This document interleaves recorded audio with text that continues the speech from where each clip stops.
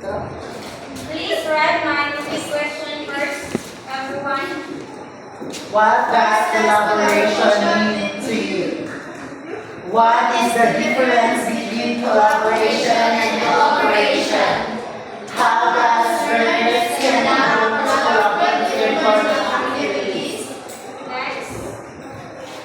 And this is my topic outside. Collaborative learning. Some benefits of collaborative learning. Some things to consider.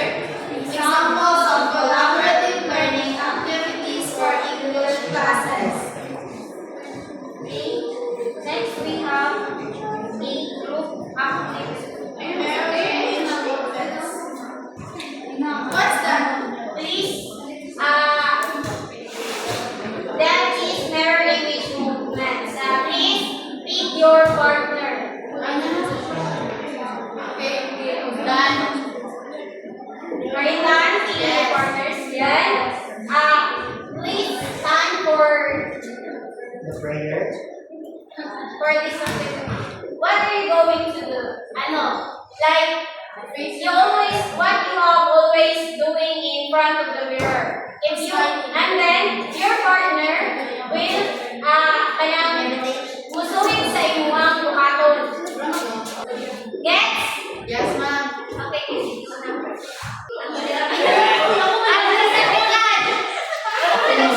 Girl. Ready? Get set. Action.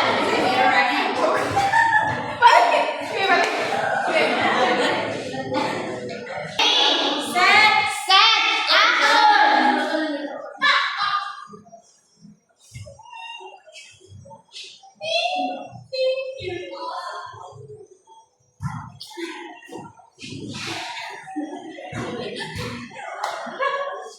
Okay, ang isa na mo ay mirror. Change mong duwa.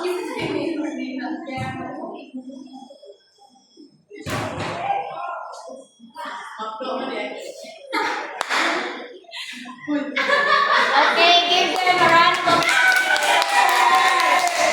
Next partner. Volunteer. Bang ano? Dali lang mo. Ano ba? Kinsay mirror niya. Kinsay mirror. Ang mirror na ba? Dili, I mean, ang tao na doon. Dili asa ang mirror. Dili asa yung man. Okay, ready, set, action.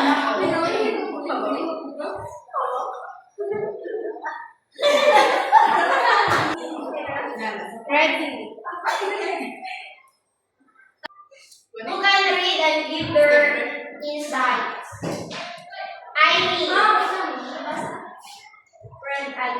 collaborative learning. Collaborative learning is an approach to education that engages groups to enhance the learning experience through groups of two or more learners. So this collaborative learning, it is a way wherein we're just like involved in a classroom. So it is it refers to learning with another person, like with cooperating or collaborating with another person. Yeah. Thank you for your opinion, Annie. So collaborative learning approach. Collaborative learning is where the group is tasked to work together to solve problems in which the learners is engaged in their classmates or enable them to solve different problems or mag-boost ko nila ang collaboration. Before I proceed to the next slide, I have a question first. In your own opinion, what is the difference between cooperative learning and collaborative learning? Yara. So as for me, I guess the cooperative learning is when ikaw, you are willing to help, you are willing to contribute for the group, and you are participative, or we say you are active. And also when we say collaborative, it is you other individuals, kanang other people nga murag nagkahiusa bitaw mo, like you are aiming for kanang team success. All of the group members are participating like that. Okay, let's find out if Kiara's perspective or opinion is correct. Please read. Cooperative learning is a special kind of collaborative learning. In collaborative learning, learners work in groups on a structured activity.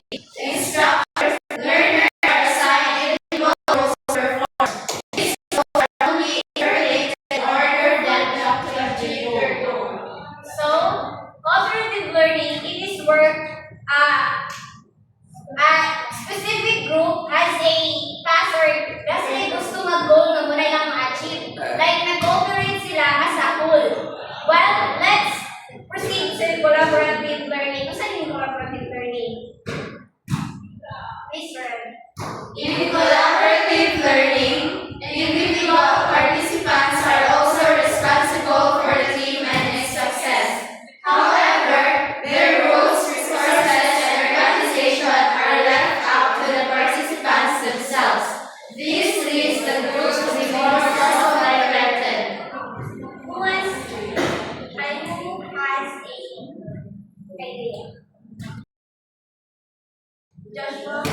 So when we say collaborative learning, it implies the collaboration of a group mates, or it implies the group works. So responsible for the team and its success. So each and everyone has the responsible to do the task, to have a quality and a good project. However, now their roles and resources or organization are left up to participants themselves. So it is very important for them to have participation, to collaborate, for them to be able to boost their self-directed development.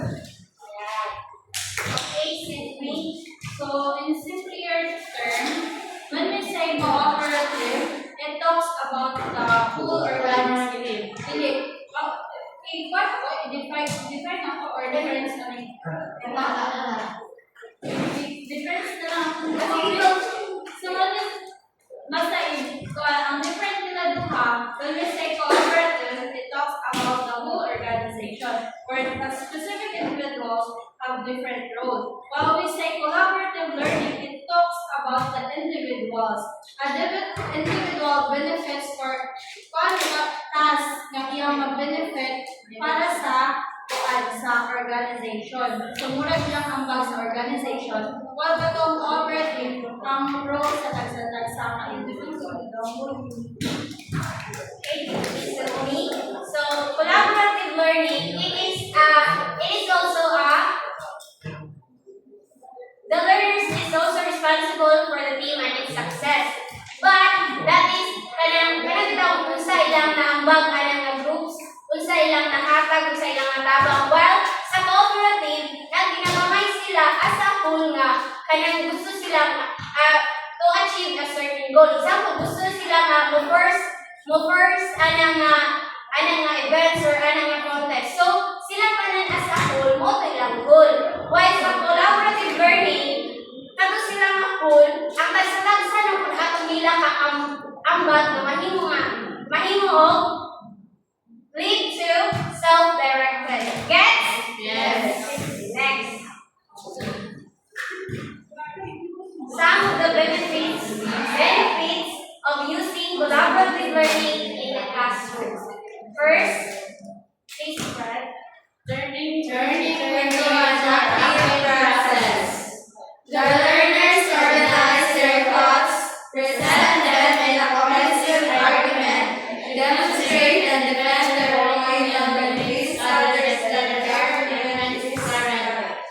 Who wants to try or give insights to an example ano yung ibig like ilang i-defend ang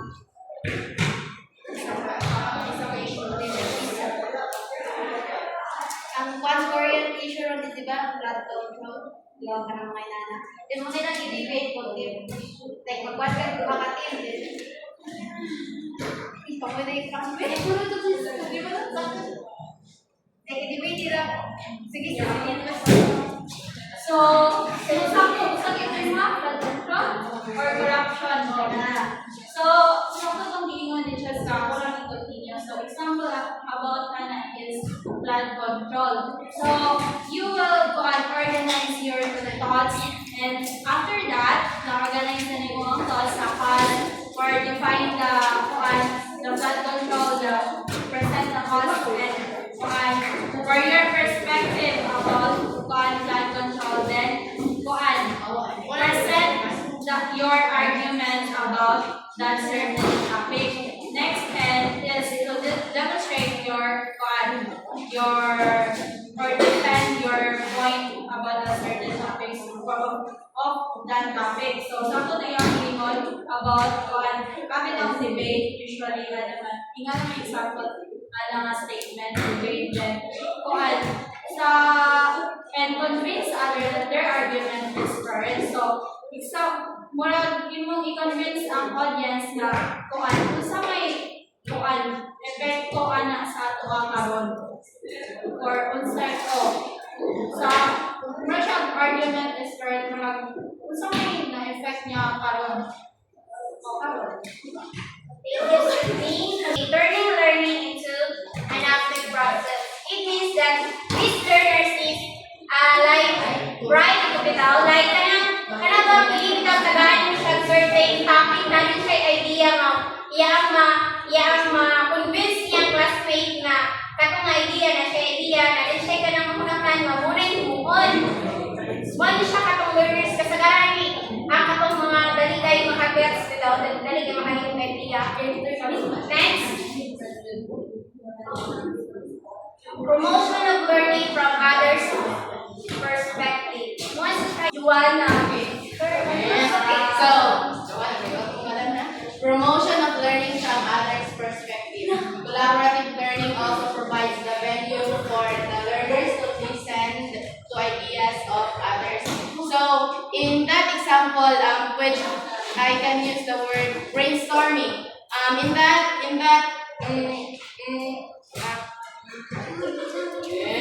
that activity, in that a certain group can do a brainstorming and so every ideas of each group should be accepted or validated.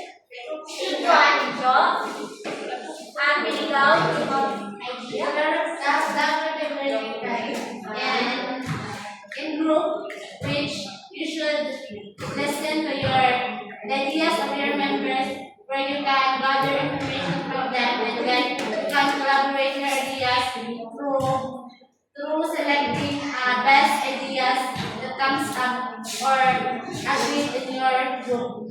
Yes, you're right, Shelda. So, kanina, paano ka nang like, ang sa ka-learners mo, hatag ko idea sa iyang mga ka-groupmates. Well, dire, promotion of learning from others' perspective. Ikaw nga naghatag, maka-learn good ka, binati sa iyong mga kauban, naman sila idea. So, dili lang kay imo ang idea is mo na dyan na, but, kanang you have to listen to ideas of others. Next.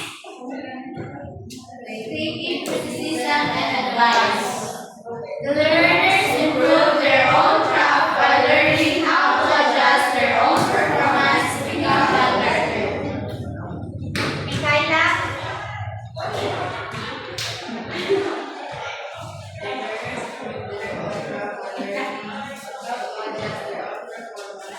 Okay.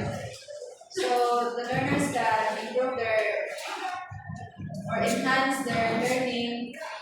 Cherry Ann? Taking criticism and advice. The learners improve their own craft by learning how to adjust their own performance to become better. So, diba, criticism and advice is really rampant to us, especially sa itong mga lesson plan dapat kayong mga bula-bula, di ba? And those things are not for the bad image, but for the good, di ba? Those things are advice or are the things that we should do in order for us to improve. So the learners must have the ability to take criticism and advice well, and take those advice as a positive instead of negative. Kaya di ba, kasagaran dyan, pag malayan mo dyan pag na something criticism, di ba? But we should be mindful na those criticisms are for our own good, hindi siya pang bad sa atin. Yeah. So, taking criticism aside from being able to communicate their ideas to others, di ba kanina kay katong maka-learn lang kami pinagi sa idea ko sa iyong mag-groupmates. Yes. So, there is taking criticism and advice. Dili mo ma-encounter ang arguments. Good afternoon, everyone. Let's continue. We are taking criticism and advice. The learners improve their own craft while learning how to adjust their own performance to become better. This means as learners listen to others' perspective, they will be encountering criticism and arguments such as practice will help the learners improve their own craft while learning to others. Next is teaching critical thinking. Learners are encouraged to quickly synthesize their responses and complete their task, especially when the activities are done within the confines of the classroom and the length of a single period. Learners encouraged to quickly synthesize their response and complete their task. Next is developing public speaking and active listening skills. The increase in social ease helps them take and share ideas easily and more comfortably to the group. This means that the child build a confidence in talking with their classmates and speaking skills. Next is using the collaborative learning strategies in classes. Number 1 is introduce the use of group work to the learners at the beginning of the year. This enables the learners to set their expectation in activities the teacher will be using throughout the year. Next is the teacher should also set ground rules for participation and contributions from the learners during sessions in order to have sort of an organized discussion. So, needs a teacher na mag-set of rules. Next is the teacher should plan for each stage of the collaborative work. Number 4, the teacher should plan for each stage of the The teacher should carefully present how the groups will operate and the grading system.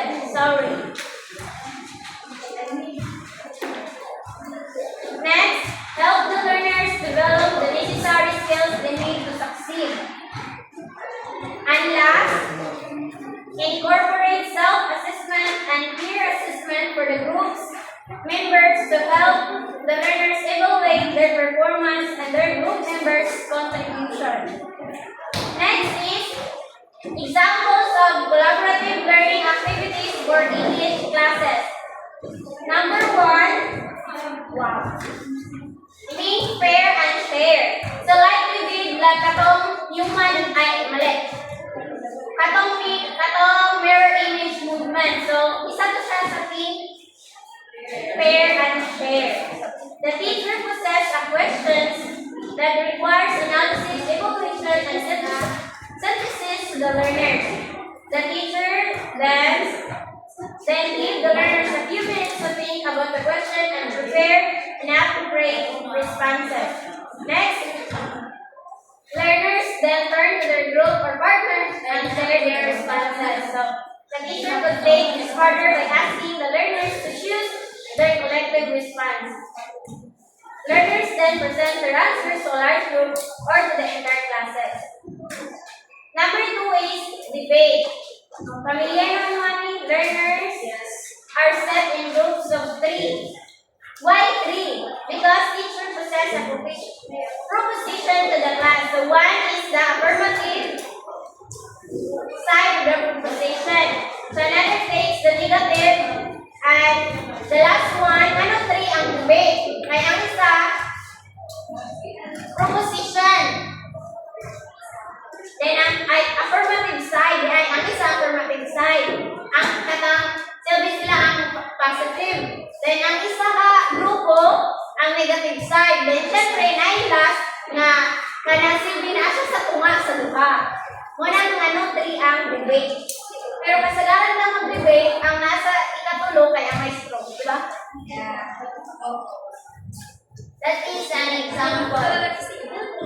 Number 3, na example, group problem solving. So, wala naman mani.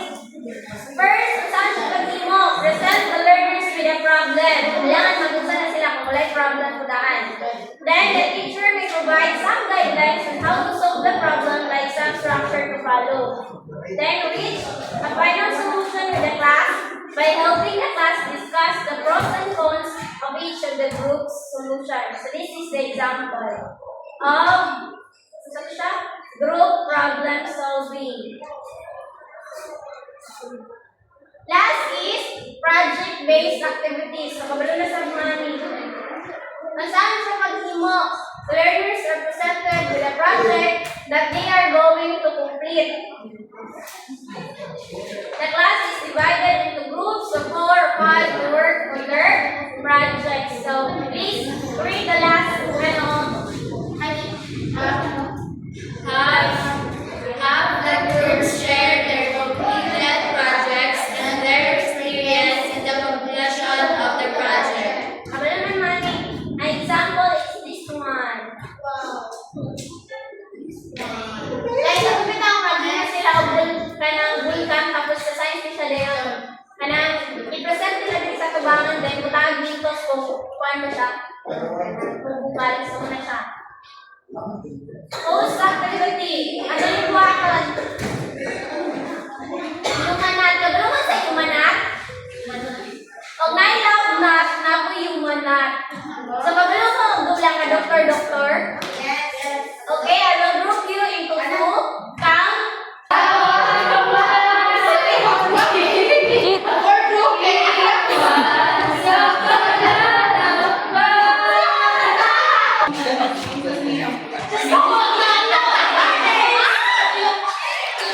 DJ, ha? Oh.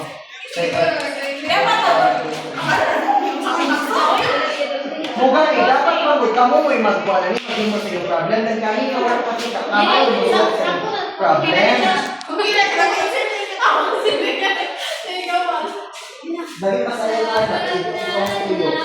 Yan na anak ba dito ko? Panganana ba? Sige, palakara dito anana ba?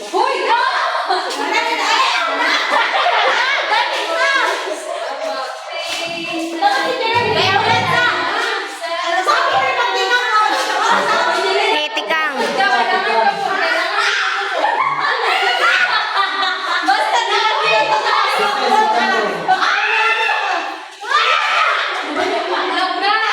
Okay, 10, 9, 8. Ready na? Ayaw mo pagpuhi!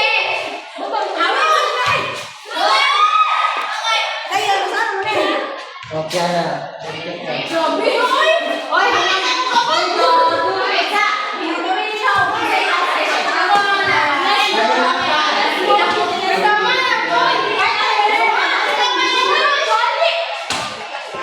Ikaw bungkag. Ikaw bungkag. Wait lang, 10. Talikod sa 9, 8, 7, 6, 5, 4,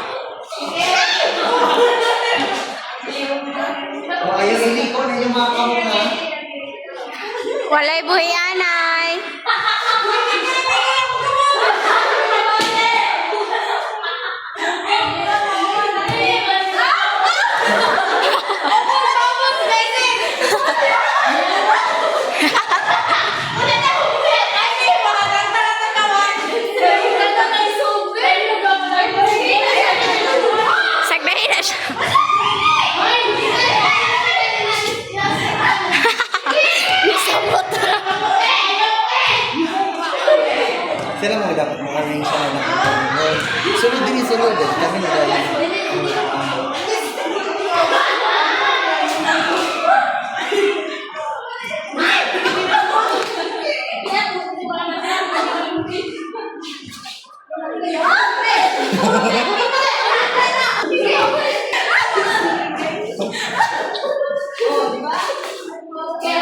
Hapit na.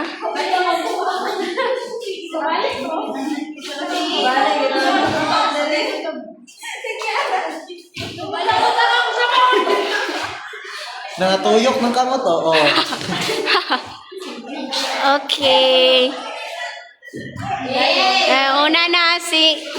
Kisa may siya? Jaime. Kung nga nasabot ka, I mean, nangatuyok na.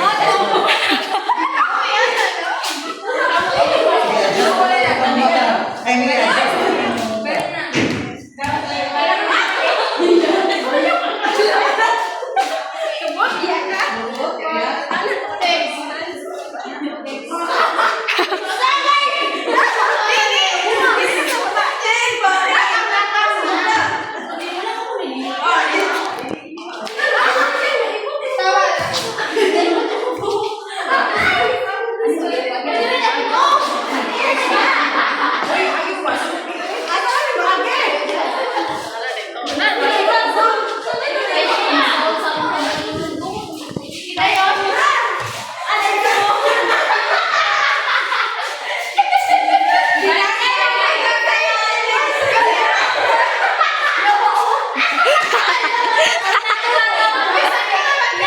Sakto ra.